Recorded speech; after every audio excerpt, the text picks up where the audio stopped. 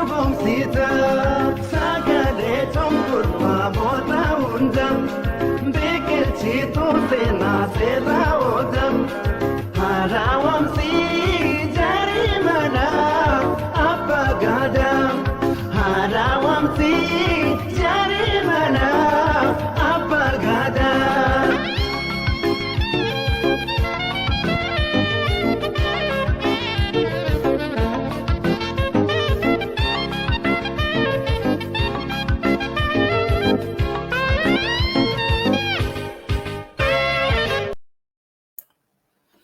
Harka fuune ashamaa akkam jirtu daawwattoota keenyaa fi dhaggeeffattoota sagalee bilisummaa Oromoo kabajamuuf jaallatamoo sagantaa keenya har'aatiin qophii addaa isiniif qabadhee dhiyaadheen jira.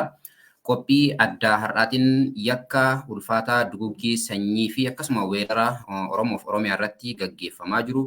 Akkasumas dhimma sochii qabsoo bilisummaa Oromoo kan yeroo ammaa irratti keessummaa tokko isiniif qabadhee dhiyaadheen jira. Keessummaan sagantaa keenya har'aa hoogganaa adda bilisummaa Oromoo olaanaadha. Keessummaa kiyyaa har'aa kan ta'an Jaal Dr. Shuggut Galataatii. Jaal Dr. Shuggut baga gara sagalee bilisummaa Oromoo dhuftan. Jaal Firaa'ol galatoomii isinillee qopheessitoonni sagalee bilisummaa Oromoo marii har'aaf naaf heeruu keessaniif galata guddaa qabdu. Akkuma seensa irratti jedhe Jaal Dr. Shugguti mata dureen keenya har'aa duguggaa sanyii Oromoo irratti deemaa jiruu fi sochii qabsoo bilisummaa Oromoo kan yeroo ammaati. Mee eegalaaf akka nuuf ta'uuf sadarkaan yakkisuu kaneessaa duguggaa sanyii dhala Oromoo qaanii tokko malee yookaan namummaa dhabanii bifa haala suukaneessaadhaan dubbachuuf illee nama suukaneessuun ajjeesuu fi ajjechaa kan ammoo itti boonanii weerarri bal'inaan deemaa jiru kun walumaa galatti yakki Oromoo irratti raawwatamaa jiru Oromiyaa keessaa sadarkaa maalirra jira? Haalli amma jiru maal fakkaataa? Sochiin uummata keenyaa hoo akkami? Kanaan haa eegallu. Galatoomii haalli dhiittaa mirga dhala namaa guddataa deemee sadarkaa hammeenya irraa fi sukkaneessaa irra gahees gara sanyii duguggaatti ergee jijjiiramee bubbulee jira. Uummanni Oromoo takkaayyuu boqonnaa hin arganne ergee 2018 kaasee bulchiinsa kommaandi poostii jalaa gatii tureef lafti Oromiyaa weeyyamni yeroo irraa yerootti dhiittaa mirga dhala namaa ajjeefamuun, hidhamuun, hiraarsamuun ni ture. Garuu hagamii as yeroo dhiyootii as weerara lafaatiinis haa ta'uu sirna nafxanyaa deebisuudhaaf tattaaffii ta'uu keessatti Oromoo jireenya isaarraa lafa isaarraa buqqisuu utummoo addaan hin baasiin ijoollee dubartii nama guddaa dardara utuu hin jedhiin walumaa gala itti seenanii qaluun magaala gubuun baadiyyaatii mana jireenyaa gubuun kan qalanii fuudhanii gara lafa goojjamitti ce'anii itti sirbuun itti uf agarsiisuun waan namni fi waan addunyaan keenya har'a akkanadha jedhamee ibsuu namatti ulfaatutu deemaa jira. Kun gartuu beekumtii mootummaadhaan hidhatee golga mootummaadhaan hojjetu yeroo ta'u karaa gara biraa immoo mootummaan mataansaa dirooniidhaan xiyyaaraan nama lafa gabaatti yaa'ee nama fayya buleessa nama jireenya isaa gaggeeffatu irrattidha. Boombiidhaan bakkootii garaagaraatti Wallagga, Kibba Shawaa, Kaaba bakkootii garaagariitti rukutaa jira. Waliigala uummanni Oromoo mirga uumamaan, mirga jireenyaa, mirga heera Itoophiyaa keessatti taa'ee jiru dhabeeti jira jechaadha. Haalli sanyii duguggaa dhala namaa sadarkaa jechaan ibsamuu hin dandeenyedha uummata Oromoo irratti raawwatamaa jira. Mootummaadhaan gartuu mootummaadhaan golgamee hojjetuun warra sirna nafxanyaa fi weerara lafaadhaaf fiigan humna meeqatu waliin qindaa'ee irratti bobbahee jira jechaadha. isa gama kaaniin hoo haalli duguuggaa sanyii uummata keenya irratti raawwatamaa jiru kana ofirraa qolachuudhaaf diddaa weeraramuu yakka suukaneessaa kana ofirraa faccisuudhaan qabsoo bilisummaa Oromoo galmaan ga'uudhaaf walumaa galatti haalli sochii warraaqsaa biyya keessaa fi bakkoota adda addaatti deemaa jiru haalli tibba kanaa maal fakkaata? Oromoon ergee gaafa cabeetii ergee gaafa mirga isaatii dhabee tokkoffaa gaafa cabus cabinsa sana fuula dura dhaabbateeti humnaatiin cabee ergee cabeetii booda seenaa isaa keessatti waggaa 150 deeme kana diddaadhaan ni dabarse yeroo tokkoyyuu takka tole naa ta'e jedhee fudhatee sirna bulchiinsa biyya isaa wajjiniin nagaadhaan jiraatee hin beeku. Ammas taanaan Oromoon toora adda addaatiin falmataa jira. Warri qabsoo karaa nagaa gaggeessinaa jedhan qabsoo karaa nagaa keessatti waan gochuun isaanirra jiru daandii karaa nagaatiin falmannaarra jiru inni hiree dhabee inni carraa dhabee akka inni qawwee kaasu isa godhe humna qawweetiin fuula dura dhaabbataa jira. Kanaaf biyya keessaati sadarkaa qawweetiin fuula dura dhaabbachuu inni kaan immoo wal qindeessee fincila bakkootii garaagariitti gochuudhaan dargaggoon Oromoo barnoota mana barumsaa adda addaa keessa jiraniif sadarkaa adda addaarra jiran torbee darbe kana keessa intensively falmii gaggeessaa turanii biyya ambaa kana keessatti tumsa kanaa hiriira gurguddoo bakkootii garaagariitti raawwatamee jira. Kaabaa Ameerikaa keessatti magaalaa Washington DC fi bakkootii adda addaatti Awurooppaa kana keessatti biyya Jarmanii maastar biyya Neezerlaand amma immoo itti fufanii bakkootiin garaagarii warra akka United Kingdom fi bakkootiin adda addaa wal qindeessanii qaamaan fuula dura dhaabbatanii falmataa jiru. Akkasumas immoo petiishinii adda addaatiin gochaa sukkanneessaa mootummaan sun uummata irratti raawwatu qaamota dhimmi ilaalu qaqqabsiisaa jiru jecha. Dansaadha Dr. Shuggut anillee dhimuma kanattan bal'inaan akkanaaf himtaniif garas deemaa jira. Hawaasni Oromoo biyyoota ambaa adda addaa keessa jiru kan kaaba Ameerikaa fi United States of America isa jedhanii fi akkasuma Kanadaa keessa jiraatu bakkoota isteetota yookaan magaalota adda addaa irra kanneen walitti dhufee Awurooppaa biyyoota adda addaa magaalota adda addaa keessatti akkasuma hiriirri gaggeeffamee jira. Biyya keessas akkasuma Oromiyaa keessatti dhaabbilee barnoota adda addaa keessa sadarkaa manneen barnootaa sadarkaa lammaffaati hanga manneen yuunivarsiitiilee kan dhaabbilee barnootaa olaanootti kanneen Oromiyaadhaan ala guutummaa empaarettii keessa dhaabbilee barnootaa keessa baratan ilmaan Oromoo akkasuma hiriira bahuudhaan guyyoota walitti fufiinsa hanga har'aatti fincila gaggeessaa jiru. Hawaasni Oromoo akkasuma amma irraa eertanis biyyoota ambaatti hiriira gaggeessaa jiru. Mee hiriirri tibba kana gaggeeffame kun bakkoota adda addaatti keessattuu kan hawaasni gama tokkoon yakka mootummaa biltsiginnaa mootummaallee jedhamu sirna nama nyaataa biltsiginnaa balaaleffachuudhaan gama kaaniin ammoo isuma cinaatti sochii uummanni keenya biyya keessaa taasisaa jiru falmannaa uummanni Oromoo biyya keessaa qabsoo falmataa jiru kana cinaa dhaabbachuudhaaf bakka adda addaatti hiriira bahanii sagalee isaanii dhageessaa jiru.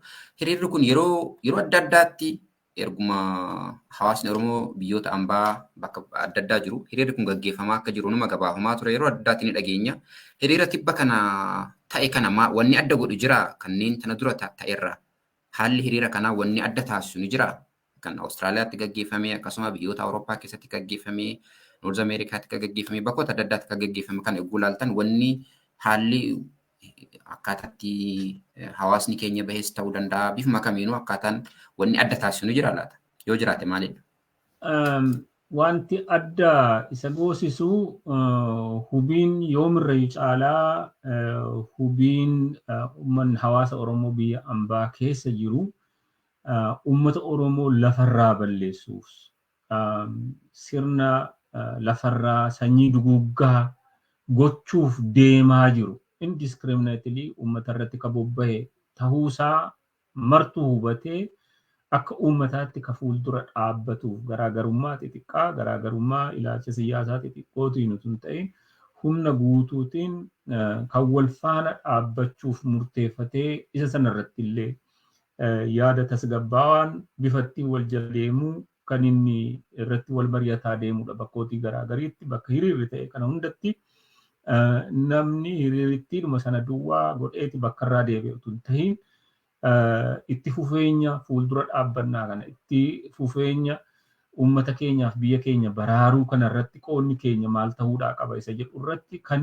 wal mari'atee yaada wal jijjiiree yaada bilcheeffataa jiru ta'uunsaa yoomirrayyuu adda yeroo baay'ee hiriira hin baanaa waraqaa itti darbatamee dhaadannoo dhageeffamee miidiyaa kabareejii xiqqoo akka hamma argatu tattaafate sana booda hin deebaa itti fufeenyu kanaa maal ta'uu qaba isa jedhu irratti marii guddaa hin gaggeessu ture hawaasni keenya yeroo ammaa kana garuu marii bal'aa fi katahuun isarra jiru kara fuula duraa bifatti tinnisa keenya tumsa keenya biyya ambaarra jabeeffannu maal ta'uu qaba isa jedhu sanarratti yaada bilcheeffataa jira inni kun adda isa godhaan jedhuun qabanan.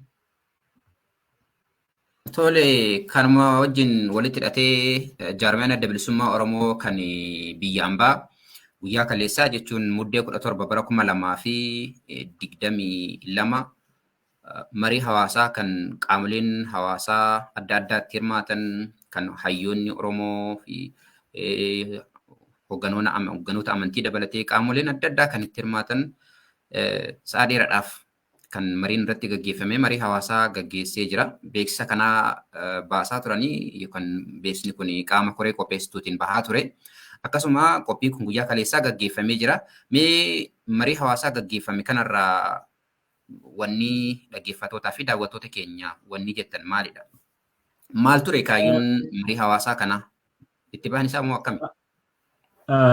Kaayyoon marii hawaasaa kanaa muddee ja'a bara 2022 ibsa waamicha ifaa fi qulqullaa'aa ta'e tokko adda bilisummaa Oromoo uummata Oromoo walii galaaf uf baraarii bakka jirtutti ka'i waan dandeessuun mirga kee kabachiisuudhaaf dhaabbadhu jedhee waamicha godhe. Isa kana hiikti isaa nuu hubatameera isa jedhuuf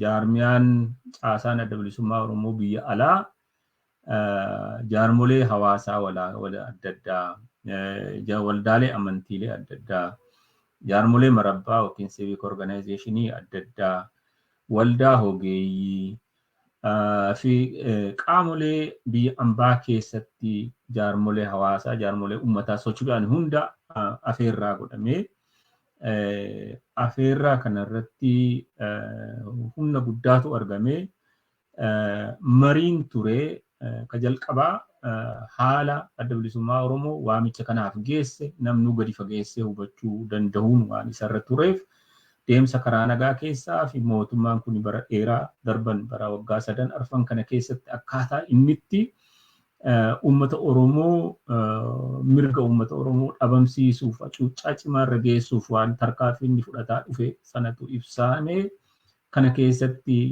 yeroo irraa yerootti dhiittaa mirga dhala namaa sanyii duguuggaa ta'e humna qindaa'aa ta'uu wal hubatame deemsisaa kan dhaabbatu tun ta'in kan itti fufee sirna nafxanyaa deemsisuuf ajandaa tolfatee deemu ta'uudha namni wal hubatee isa kanarratti hundaa'ee egaa mariin bal'aa kana fuula dura dhaabbachuudhaaf maal gochuu qabna jedhu mana keessaa qaamota hogeeyyii adda addaarraa ibsi bal'aan waliif kenname mariin gaggeeffame jechaadha marii bal'aa. Isa kana keessatti qoonni hawaasa keenyaa qooda gurguddoo qaba biyya ambaa kana keessatti qoonni isaa inni jalqabaa jiruu advocacytiin mirga kee falmachuudha. Inni kun toora nuti mirga keenyaaf falmannu abbaan nuti advocacy goonu eenyufaati isa jedhu ilaalaa abbaan nuti advocacy goonu tokkoffaa matuma keenyaaf hawaasa Oromoo irratti uummata Oromoo irratti seenaa gurraachessuu maqa gurraachessuu miidiyaaleen adda addaa jaarmoleen adda addaa wal ijaaranii irratti bobbahaa jiru. Seenaa xureessaa jiru. Uummata kana bifa isaa xureessaa jiru.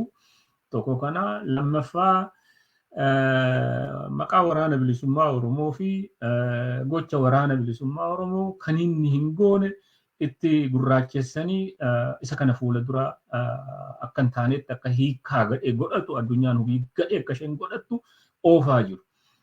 Waraanni kun jaallatee miti kan inni diidatti hafee dirqamee dhiibameeti kan inni diidatti hafee jaallatee miti kan inni qawwee kaasu qe'eesaatti gandasaa keessatti uummata isaatu jalatti ajjeesamayyuu mana turratti gubamayyuu hini buqqaa haala kana keessatu dirqiidhaan gara waraanaatti isa geesse.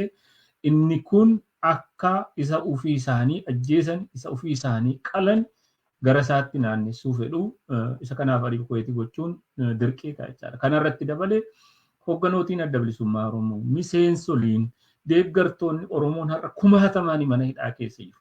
Isa kana advokeetii gochuu danda'uutu nurra jira. Karaa gara biraa siyaasa biyyichaa hundeerraan akka inni jijjiiramuuf siyaasa uummanni Oromoo gaaffiin uummata Oromoo gaaffii inni kaasee jiru akka inni sirriitti hubatamu loobii ta'uutu sirra jira. Jiruu loobii gochuuf wal ijaaramee toora adda addaan bifa adda addaan itti deemamuutu sirra jira. Kanatti aanee kan dhufu uummanni keenya buqqaadha jira. Qabsoon gargaarsa barbaada. Tin'isa dinagdee godhamuutu sirra jira. Isa kanarratti haga tokko wal hubiin ni jira. Kana faana akka jiru miidiyaa olola uummata kanarratti, olola jaarmiyaa kanarratti, olola dhimma Oromoo ilaaluu irratti isa bobbahee jiru kana ofirraa qolachuuf uummanni keenya miidiyaan nuti qabnu neetwoorkii isaa jabeeffatee inni kaanis immoo akka nama tokkeettis inni gadi ba'ee haasa'u haala hubatee kana fuula dura dhaabbachuutu sarra jira ka jedhu qabna.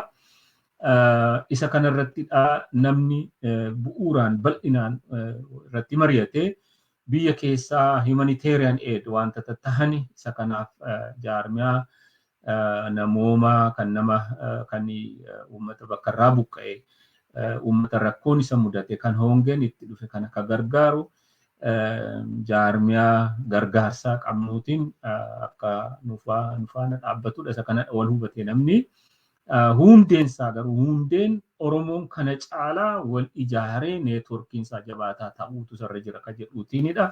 Goola batee walgahiin kaleessaa jechuu dandeenya. Tole galatooma waa'ee jaarmiyaa wayita ka'u sochiin karaa jaarmiyaa adda bilisummaa Oromootiin haala amma diinni ifa baasee Oromoo dhabamsiisuu qabna jedhee afaaniin dhaadataa ture sun har'a gadi ba'ee Oromoo dhabamsiisaa akka jiru sanuu kabaja namummaallee dhoowwatee ilmi namaa ilma namaa irratti hin goone kan raawwataa jiraachuu isaa kana yeroo argaa jiru kanatti sochiin karaa adda bilisummaa Oromootiin karaa jaarmiyaatiin taasifamaa jiru sochiin qabsoo bilisummaa Oromoo kan adda bilisummaa Oromoon durfamu jechuudha. Haala kam keessa jira? Haalli sochii qabsoo bilisummaa Oromoo maal fakkaata? Maaf adda bilisummaa Oromoo yoo jabaatee humna ta'ee kallattii hundaan jechuudha irree ta'e malee akkaataatti uummanni kan keenya roorroof gidiraa kana keessaa bahu akka hin jirre hundumtuu ni hubataa jechaadha. Warreen sirna Minilik deebisuudhaaf tattaafatanii fi akkasuma kallattii dhumaanuu mootummaan yeroo ammaa kana duulli uummata Oromoo irratti gaggeeffamaa jiru sirriidha itti fufa jedhee kadhaadataa jiru kan mootummaan Abiyyi Ahmed jechuudha. Mootummaallee jennu sirni Abiyyi Ahmed afaantu nu bareef mootummaa jenna biyyattii keessa mootummaan hin jirnu sirna shiftaa sirna akka feete kan uummata Oromoo gidirsuudhaaf uummata Oromoo lafarraa duguuguudhaaf ifattii fi dhoksaan duula gaggeessaa jirutu jira jecha. Haala kana keessatti haalli sochii qabsoo bilisummaa Oromoo kan ABO'n hoogganamu maal fakkaata? Maalirra jira akka hoogganaa adda bilisummaa Oromootti wanni daawwattoota keenyaaf ibsitan?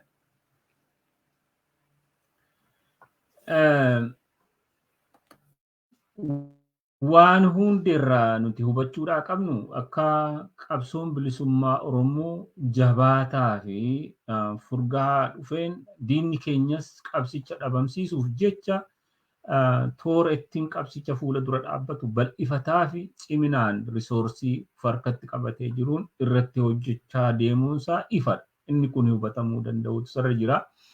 Addi bilisummaa Oromoo yeroo tokkoyyuu nagaatu isiniin eegaa jedheen beeku. Maaliif madaallaa humnaatu amma inni irraa ol ta'ee argamutti gochi diinaas akkasuma cimaa jechaadha. Gaafa qeerroon bilisummaa Oromoo ijaaramutu waraanni bilisummaa Oromoo jiru balaa asa deemu ilaaleeti. Balaan suni daandii tokkittiidhaan duwwaa irra aanamuu hin danda'u. Kanaafuu humna qabsoo kanaa toora gara biraadhaan itti cimsuun hedduu murteessaadha jedhee waan amaneef turan inni qeerroo bilisummaa Oromoo yaada. Sana boodas raafamee mootummaan suni jijjiirama of keessatti jijjiiruu haa fidu malee adda bilisummaa Oromoo guyyaa tokkoyyuu sirni dhufuuf deemu sirni of jijjiiraa jira jedhee irraa haasa'u kun uummata Oromoof qabu haa fiduuf deema miti ka jedhu sana gaaf tokkollee himuu irraa dhaabbatee hin beeku. Gaafa biyyatti seenne gaafa fulbaana 15 bara 2018 namni duubarra deebi'ee haasaa dura adda bilisummaa Oromoo qalbiidhaan caqasee fi hiree ofiif kennee ilaale uummata kana keessatti waliin qabsaa'uuf qabsicha waliin itti seenuuf dhufne malee waan arginuuf mijatee sadarkaa nuti hawwinurra geenye miti kan dhufnee jedheeti adda bilisummaa Oromoo dhaabbii qabu qulqulleesse. Maaliifi humni Oromoos dogoggorsee ufiisaa immoo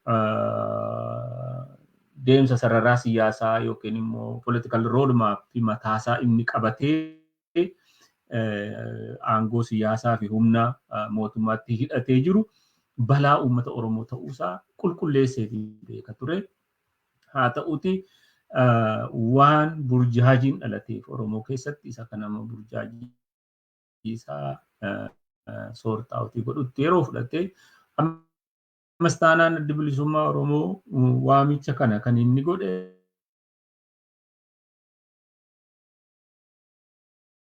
kana bifa akka amma keessa jirutti karaa nagaasa qabsaa jiru kana keessatti waan godhamuun isaanirra jiran tartiibaan irratti hojjetaa deema. Hanga mirga uummata Oromoo kabajamutti waan dhaabachuuf deemuuti. Irra guddaa garuu mooraan qabsoo bilisummaa Oromoo kan mirga uummata Oromoof dhaabbatee jiru mooraa isaa jabeeffatee qabsoo isaa toora adda addaan gochuun akka inni sarara jiruudhaan nuti sitti amannu. Isa kana toora kana jennee kan lakkoofnu hin qabnu. Miidiyaa irratti kana gochuutti jira itti suufa kan inni jechuu danda'u kanu.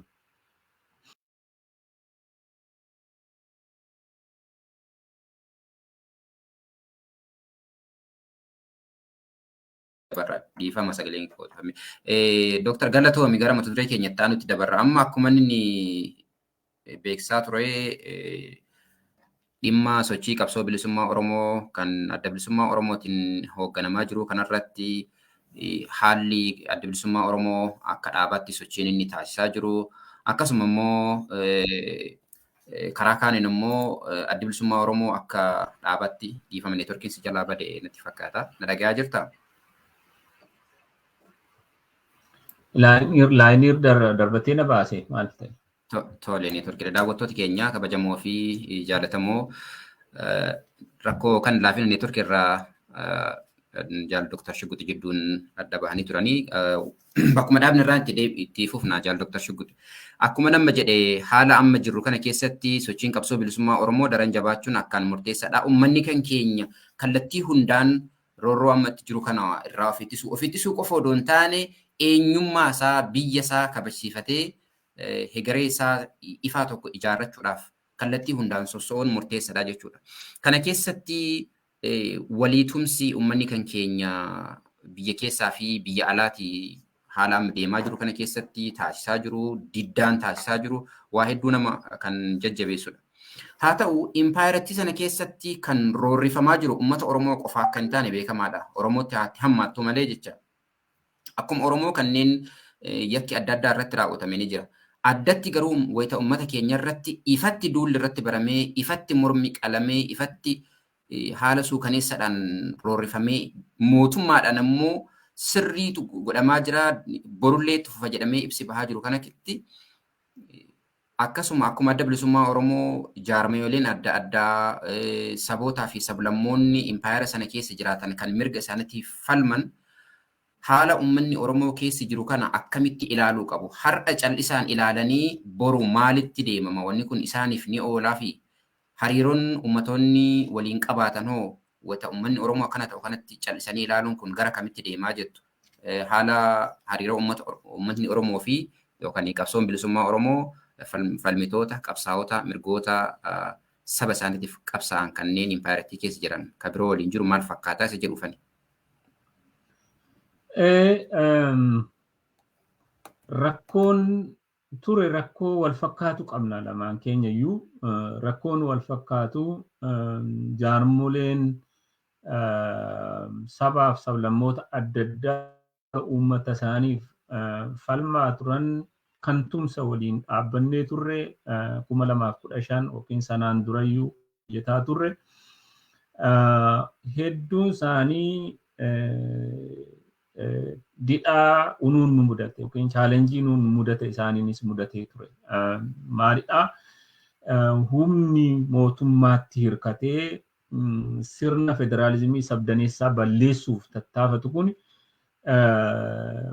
biyya keessarraa hanga irreensaa dheeraadha mootummaa Eritiriyaa wajjiniin wal dabalatee humnootii kana laaffisuu irratti burjaajii uumuu irratti waan guddaa hojjetanii turan. Inni kun unu caalaa dafnee dandaman irraa kan hafe jaarmoleen siyaasaa garaagarii rakkoo keessa seenanii turanii haa ta'uuti amma akka nuti argaa jirrutti humnootiin karaa qabsoo hidhannoo falmanis haga tokko wal funaanaadha jiru. Humnootiin qabsoo karaa nagaa deemsisaa jiran dhibee kana hubatanii tumsa waliif gochaa tumsa siyaasaa dippiloomaasii tumsa karaa garii godhachuudhaaf hundeerraa wal faana hojjetaa jirra. Deebisnee uf hadhaadheessaa uf jabeessaa bakka hariiroon keenya wal hubachuu danda'u irra geenyee jirra. Waan tokko isaanis qulqulleessanii hubatu waansaa lafa babal'ifannaa duwwaa ishee handaara lafa Amaaraatiin lafa qabatanii dhaabbatu miti waansaa ani inni deemu sirna naftanyaa diriirsuu ta'uu ni hubatu. Sirni naftanyaa immoo Oromoo duwwaatiin mitanii jalatti qabee bulchaa ture hunda keenyadha. Humna uummata kibbaa fi kibba bahaa fi kibba dhiyaa walitti dabalateeti nu qabatee ture. Kanaafuu isaan irratti dhaabbata Oromoo irratti dhaabbata ka jedhu hin qabanii akka inni isaan qaqqabullee hubataa jiranii. Akkuma uummanni Oromoo yeroo gabaabaa ta'e as sagalee isaa wal dhageessisee wal faana dhaabachuu jalqabe isaanillee tooruma kanaanii uf jabeeffataa wal faanas jajjabaataa jirra. Oolee bulee garuu jiruu irratti mul'ataa akka ta'uun arguuf deemna jecha. Tole uummanni gara dhimma uummata keenyaatti deebi'uu qabna. Maaliif qabsoon adda bilisummaa Oromoo kan gaggeessaa jiru qabsoo ofirratti hirkannooti. Uummanni keenya kan abdannuu fi ka qabsoofnis uummata keenya kan abdannullee uummata keenya ka jedhutu jira yookaan bifa sakaayyoo saniin deemama jechaadha. Uummanni keenya haala amma keessa jiru keessatti bifa barbaachisaa ta'e hundaan ofaa ittisuun waamicha adda bilisummaa Oromooti. Kana keessatti jaarmeeyoleen siyaasaa kanneen akka kan Oromoodhaaf falman kanneen akka KFOs ni jiru kanneen biraas ni jiru. Akkasuma immoo namoonni dhuunfaadhaan mirga namoomaatiif falman aktiivistoonni yookaan rogeeyyiinis ta'uu danda'a.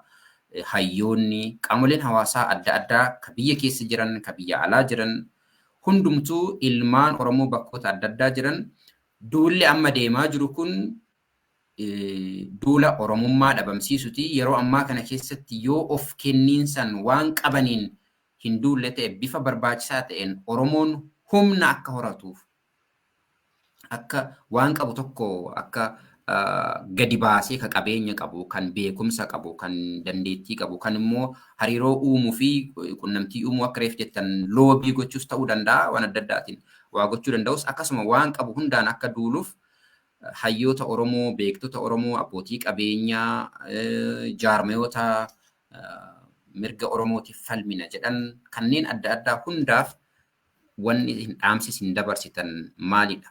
Yoo haala ammaa kana keessatti immoo bifa amma jiru kanaan immoo wal faana tokkummaadhaan duulamuu baate hireen nuti qabne hoo maalidha akka Oromootti? Waan handhuura dhibee keenyaati gaaffii namatti kaastee ammoo isa kana furmaata isaa godhannee yoo itti deemne irra aanuu dandeenya. Inni nu dhiibee inni nu qabachuuf deemaa jiru gama tokkoon bifa mootummaa fakkaatuutiin uf ijaareeti toora adda addaatiin deemaa jira. Gama biraatiin akka uummataatti uummata tokkoofan dhaabadhe jedhee nu dhiibaa jira. Akka uummata Amaaraattis uf godhanii uummata keenya utu adda hin baasiin ajjeechaa qalaa waan arge godhaa deemaa jiru. Deebi'an immoo innumti kun mootummaa golga godhateeti akka mootummaattis nurratti bobbahee jira. Kana jechuun Oromoon mootummaa hin qabu kan isaaf dhaabbatu jecha. Mootummaan federaalaas madaalawaa tahee biyya sana uummata biyya sana keessa jiru ija xiqqoo fakkaatuutiin bifa feer ta'e tokkootiin ilaalaatti hin jiru jechaadha. Kanaaf Oromoon waan akka uummataatti nu dhabamsiisuuf nurratti hojjetu kan akka uummataatti uf ijaarree irra aanuu danda'utu nurra jira jecha. Bifa mootummaa fakkaatuutiin uf ijaarree irra aanuu danda'utu nurra jira. Bifa mootummaa fakkaatuutiin uf ijaaruu jechaan toora adda addaatiin qindoomina hojiitiin kaayyoo tokkoof hojjechuu danda'utu nurra jira. Kanaaf hunda qabaa Oromoon har'a. Jaarmoleen siyaasaa qindoomina hojjechuu danda'u ABO'f KFO'n qindoominaan bifa isaanitti fakkaateetiin akka jaarmiyaa siyaasaatti hojjechuu danda'u. Waraanni bilisummaa Oromoo silaa dirreetti ba'ee of kennee jira. Qindoomina siyaasaa bakka jiraniif haala jiran keessatti isaan hojjetan irratti dabala uummanni Oromoo isaan kanaaf utubaa ta'uu danda'u. Warra mooraa qabsoo bilisummaa Oromoo gola diinaarraa adda uf baasee fedhii uummata Oromoo dantaa uummata Oromoo kabachiisa jedhee irratti cichee jiru kanaaf utubaa ta'uu. Utubaa ta'uun immoo inni ogummaa qabu jaarmiyaan akka civic organization'itti ijaaramee jiru, jaarmiyaan akka waldaa amantiitti ijaaramee jiru, jaarmiyaan akka waldaa hawaasaatti ijaaramee jiru, even afoosha dabalatee bakka jiru sanatti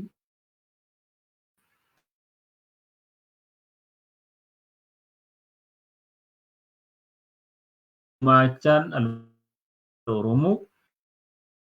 Oromoo keessatti dhalli Oromoo godhu hannam tokkollee diidatti hafuun isarra jiru. Hanga danda'ametti warri amantootaa sagalee loobiidhaaf sagalee guddaa ni qabu. Hawaasni keenya sagalee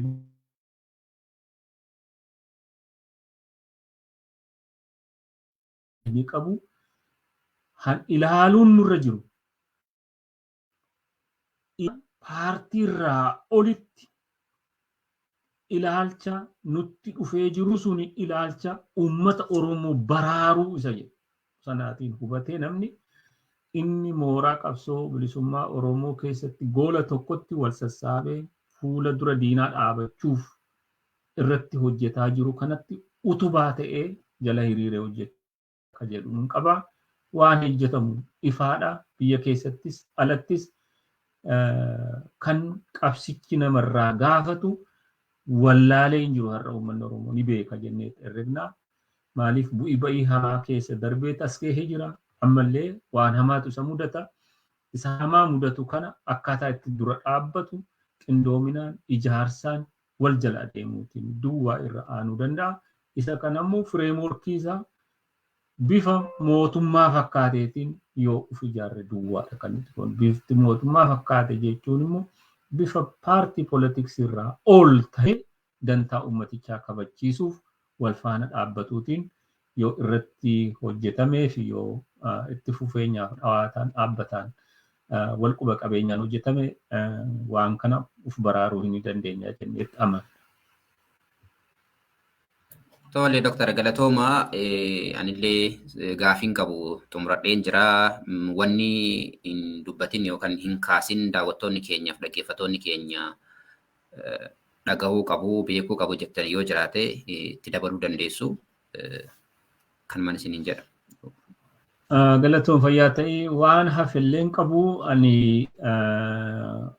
kan akka Oromootti nu balleessuuf nutti dhufe nuti akka garaagar taanee dhaabbanne dura irra aanuu hin dandeenyu akka Oromootti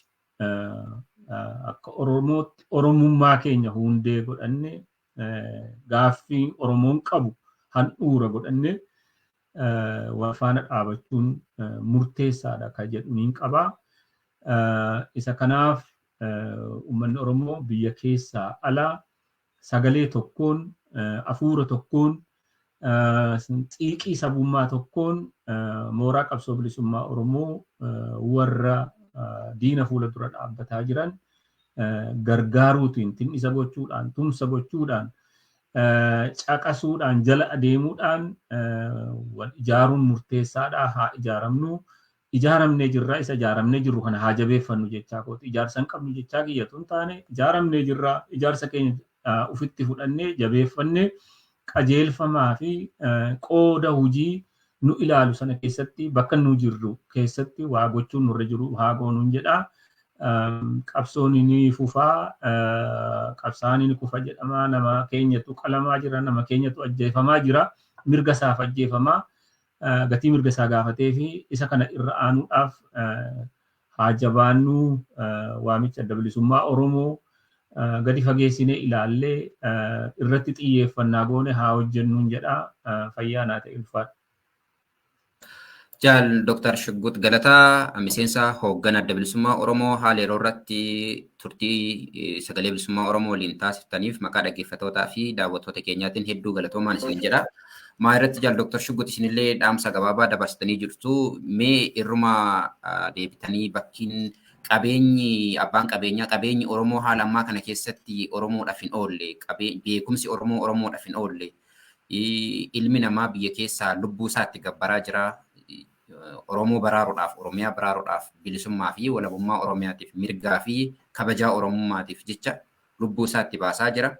Hawaasni Oromoo biyyoota alaa jiru akkasuma kanneen biyya keessa jiranillee jaarmeeyooleenis qaamonni adda addaa walumaa galatti lubbuun yeroo ammaa kana qabeenyi beekumsi yeroo ammaa kanatti Oromoodhaaf hin oolle hiika maalii qabaata? Oromoo akka kamitti seenaadhaan wal gaafachuuf teenya waluma bira dabarree tokkotti wareegamaa tokkotti qalamaa hidhii xuuxanneetuma teenya moo maalidha wanni Oromoon akkitti hadhaa'ee waliin ka'uu danda'u waa gumaachuu danda'u akkitti immoo bifa ijaaraa ta'e tokkoon dhiibbaa walirratti bulchanii dhiibbaa gunjedhu akka namni qabsicha keessatti of kenniinsaan irra caalaa wareegama baasuuf irra caalaa waa gumaachuu danda'uuf har'a dhimma jaarmiyaa miti har'a dhimma paartii politiksii miti namni akka sabaatti dhabamuuf jirra. Haala kana keessatti sochiin ta'uu malu maali? Addatti ammoo sabootaaf sablammoota Itoophiyaa keessa jiraniif dhaamsi qulqulluun ifaan yoo har'a waan Oromoo kana gadi bahanii hin balaaleffanne ta'e wayita Oromoon akka kanatti kan dhumatu ifatti ejjennaa isaanii himan yoo ta'e walqixxummaa, waliin jireenya, wal kabajuu, ollummaa gaarii fi wanneen kana fakkaatan miidiyaa fi bakka bakkaan waltajjii adda addaa irratti maqaaf haasa'amu Oromoodhaaf hiika maalii dhama maalii qabaata? Oromoon biyya qaba, Oromiyaa dhugaadha, sanaaf qabsaa jira. Akka sabaatti akka ummataatti garuu jireenya isaatu yaaddoo keessa jira waan ta'eef ummatoonni kaan dirqama maaliitu irra jira? Addatti ammoo namoonni keenya wayituma waa ta'e qofa hadheeffatanii hiriira bahuu yookaan iyyuu qaama dhimmi ilaallatutti iyyannoo galchuu jechuudha. Bifa adda addaatiin miidiyaaleenis kan qaamonni adda addaa jechuudha. Yeroo waa ta'e qofa sosso'anii sana booda deebi'anii qabbanaa'u tokko jira. Amma akkitti kaanee qabbanuuf hin jiru. Duulli kaleessa dhoksaadhaan nurra deemaa ture. Duulli deemaa jiru duula eenyummaa Impaayera Itoophiyaa, eenyummaa nafxanyummaati fi eenyummaa oromummaatu walitti duulaa jira kana hundumtuu ni beeka. Duula kanaan isaan oromummaa fi oromoo dhabamsiisanii naannicha impaayeraan bulchuu fedhu. Oromoon ammoo warreen isa dhabamsiisuu dhufan ofirraa ittisee oromummaa isaa eenyummaa isaa kabajatee biyya isaa irra jiraachuu barbaada.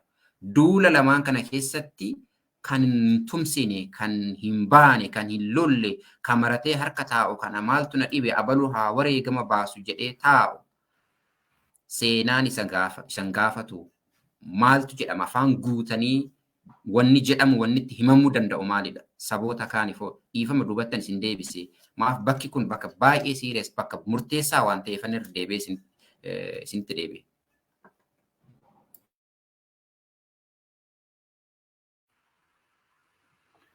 Ayyee galatoomi irra guddaa isaa irra deddeebinee jirne irraa handhuurri dubbii uummata Oromoo. Uummanni Oromoo uummata seenaa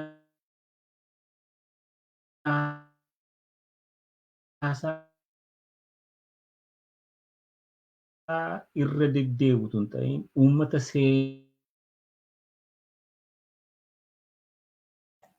Hello, na dhagaa jirtu Dr. Sagaleen kan keessan ciccitaa jira. Sagaleen keessan ciccitaa jira, dhagaa jirtu?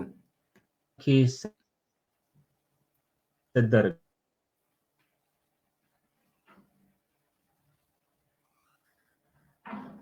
Seenaa gurraachi as deebi ayyee amma deebi natti fakkaata. Amma na dhageessa sagalee? Amma dhagaan jira itti fufaa. Handhuurri dubbii uummata Oromoodha. Uummanni Oromoo uummata seenaasaa irra deddeebi'ee isa seenaasaa keessa jiraatu ta'uun isarra jiru. Maal jechaadha? Walirratti birmachuu dadhabeeti cabinsa Minilikiif jilbeeffatee cabeefi jecha. Har'as walitti birmachuuf dadhabnee ilaalcha fedhii bilisummaaf wal fakkaatu qabaachuuf dadhabnee gargar hiramnee balaaf uf saaxiluun keenya uf baraaruun keenya qaanii. Qaanii kana keessaa eenyu nu baasuu hin danda'u uummanni Oromoo mataasaa yoo ba'e irraa kana. Kanaaf qabeenyi nuti har'a qabna jennu beekumsi nuti har'a qabna jennu yoo Oromiyaa fi Oromoo hin baraariin homa tokko bu'aa hin qabu. Oromiyaa fi Oromoo baraaruuf immoo uf kenninsaan mirga bilisummaa walabummaa Oromiyaaf qabsaa'uu duwwaa. Inni kun asirraa ka'a. Isa kanarratti sinergetik taanee toora adda addaan waan hojjetamu hojjennee yoo kanaaf dhaabbanne seenaa keenya jijjiiruu dandeenya jechuudha. Yoo seenaa keenya jijjiiruudhaaf humna godhataa dhufne silaa'oo humnootiin sabootiin sablammoonni kun irra guddaasaa kan isaan ilaalani Oromoo. Oromoon garamitti nu deebisisaa humna attamii godhatee jira jedhanii warra jiranidha. Kanaaf gaaffiin qabu nu bira dhaabbachuun isaanii. Yoo humna nuti dhabne yoo nuti kan uf cabsinu ta'e hangodhan dhabaniiti isaanis duubatti retreatii godhu jechaadha. Kanaadhaaf isaan nu bira hin dhaabbatanii yookiin immoo kana gochuu didanii jennee utuu hin komatiin dura Oromoon ofirratti hundaa'ee qabsoosaa gaggeeffatu kanatti xiiqiin sabummaa isa qabatee Oromummaasaaf qabsaa'uu danda'utu sarra jira. Kana keessatti dhalataan marti qooda fudhachuu danda'utu sarra jira. Gaheesaa itti kafaluutu sarra jira. Kana yoo goone humna ta'a. Humna siyaasaa gaafa Afrikaa keessatti ta'a. Humna siyaasaa impaayerri Itoophiyaa yoo nurraa alaa deemte kan isheen nagaa fiduu hin dandeenye ta'u agarsiisuu danda'utu nurra jira jecha. Yoo humna siyaasaa hin ta'in lakkoomsuma miliyoonii 40, 50, 60 jennee namni humna dheedhee nu ilaalu jiru. Isa kanaaf hundeensaa Oromoorra jira. Oromoon immoo xiiqii sabummaa qabaachuutu sarra jira. Oromoon immoo yoo humna hin tahin ofiisaas nagaan jiraatu gaafta Afrikaas nagaa ta'ee jiraachuu hin danda'u. Yoo humna ta'e immoo sabaaf sablammoonni Oromootti naanna'anii jiranis ta'e keessayyuu jiraatan mataan isaanii warra har'a diina nutti ta'an. Oromoon akka inni dimokiraatawaa ta'eef, akka inni ammataa ta'eef, akka inni isaaniin jiraachisuu danda'u waan beekaniif deeggarsa isaarraa duubattiin jedhanii jechaadha. Kanaaf ammallee irra deddeebine ka jechuudhaaf kan walitti himuun nurra jiru nama seenaa keenya keessa gangalatu tun ta'in nama seenaa keenya cabsinee keessaa baanu ta'uutu nurra jira. Kana jechuun maa'inni walirratti ilaaluu dhiisuu ammoo ilaalcha faallaa ta'e, ilaalcha faallaa mirga Oromoo, ilaalcha faallaa qeerroon Oromoo, adda bilisummaa Oromoo gaafataa ture irraa dhaabbatanii faallaa tahanii fakkii mirga Oromoof nama deemu fakkaatanii mul'achuu uummata sana balaarra buusuurra warra fiigan dhaabuu isaan kana nu gahe jechuu danda'utu sarra jira Oromoo. Waan jala hiriiru sirriitti baree kaayyoo maaliif eenyu dhaabbatee jira isa jedhu sana hubatee isa kana jalatti wal ijaaruutu sarra jira. Yoo wal ijaarree kaayyoo ifa ta'eetti yoo waliin dhaabbanne inni diidarraa inni ollaa keenyaa akka nuti uummata dimokiraatawaa ta'e, uummata ammataa taane, uummata isa kaan ofitti qabnee jiraachuu dandeenyu waan beekuuf tumsisaa itti aanee dhufaa. Kanaafi ijoon dubbii uummanni Oromoo xiiqii sabummaa godhatee wal faana hiriiruu danda'utu sarra jira. Seenaa isaa jijjiiruu fi seenaa sana jijjiiruu hin dandeenye yoo ta'e isuma sana keessa deddeebine yoo ta'e hiika hin qabu. Tole jaal Dr. Shuggut Galataa miseensa hoogganaa adda bilisummaa Oromoo irra deebi'uudhaan yaada sagalee bilisummaa Oromootiif laattaniif maqaa dhaggeeffattootaa fi daawwattoota keenyaatiin ammallee irra deebi'ee hedduu galatoomaa isiniin jedha. Hayyee isinis galatooma. Tole dhaggeeffattootaa fi daawwattoota sagalee bilisummaa Oromoo turtiin haala yeroo irratti duguuggaa sanyii fi yakka suukaneessaa walumaa galatti gidiraa uummata Oromoo irratti Oromiyaa keessaa sirna nafxanyaatiin kan mootummaa bilisiginnaatiin turfamuun gaggeeffamaa jiruu fi haalli sochii qabsoo bilisummaa Oromoo biyya keessaa fi biyya alaa maalirra jira. Hegariifoo rakkoo kana keessaa bahuudhaan uummanni keenya biyya isaa Oromiyaa irratti nagaan tasgabbiin akka jiraatuuf maal gochuu qabna ka jedhu irratti mariin bal'inaan miseensa hoogganaa adda bilisummaa Oromoo jaal Dr. Shuggut Galataa waliin taasisne kanaan raawwatee jira. Isinis dhaggeeffattoonni fi daawwattoonni keenya nu faana ta'uudhaan sagantaa keenya hordofuu keessaniif ammallee irra deebinee hedduu isin galateeffannaa. Sagantaa keenya kanumaan xumurree jirra. Oromiyaan biyya galatooma.